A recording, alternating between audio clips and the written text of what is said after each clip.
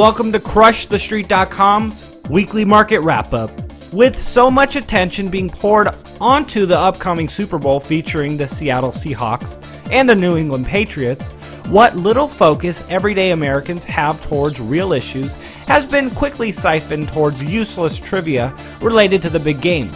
Artificially concocted controversies by the National Football League, specifically the uproar over game balls that were found to be 1 to 2 psi below the league minimum standard, have allowed otherwise vapid drama to dominate the airwaves. The so-called Inflate-Gate conspiracy underscores not only the fragility of contemporary intellectualism, but more importantly, the context by which unfavorable policies are pushed through the mainstream with little to no resistance.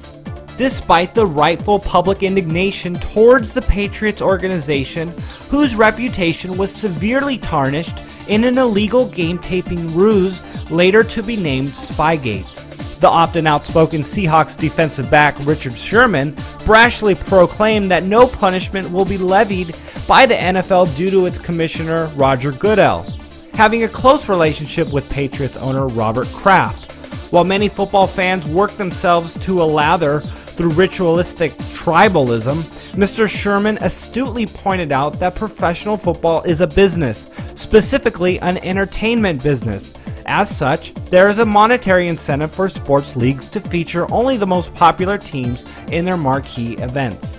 Investigative journalist and author Brian Tooley emphasizes that match fixing is not technically illegal in the NFL, as a ticket only guarantees that a game is played and does not speak towards the integrity of the event. While concrete evidence is not available, the circumstantial evidence regarding the controversial calls that were made in multiple playoff games leading to the Super Bowl suggests that a current matchup was pre-contrived. The Deflategate issue, which by itself is an absurdly unusual accusation, conveniently took eyes away from suspicious decisions rendered by game officials. In a parallel fashion, a similar ruse is taking place in the financial markets. The greatest fear, we are told by the mainstream news, is deflation, that commodity prices will plummet and send oil workers into the unemployment line. The underlying message, of course, is that physical safe haven assets, such as gold and silver bullion, will inevitably lose most of their luster. However, as with the Kraft-Goodell relationship, the conflict of interest is patently obvious. Business media, which is sponsored and kept afloat by elitist brokerage conglomerates, would much rather have the public investing in equities and mutual funds in order to rake in generous transaction fees and commissions. More critically, central bankers are using the sudden volatility in the oil market to lift inflation targets as the focus shifts towards regional economic growth.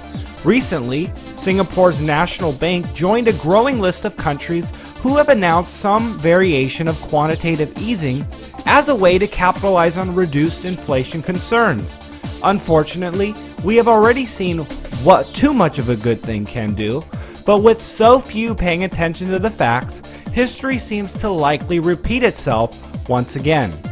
In financial news, the U.S. equities market on Thursday scored a modest recovery after a series of volatile trades, with the benchmark S&P 500 moving up 1% to 2021, while the Dow Jones finished the session at 17,417, gaining 225 points. The precious metals complex got chopped down under technical selling pressure, with gold moving down to $12.58, while silver is barely holding on to the $17 mark.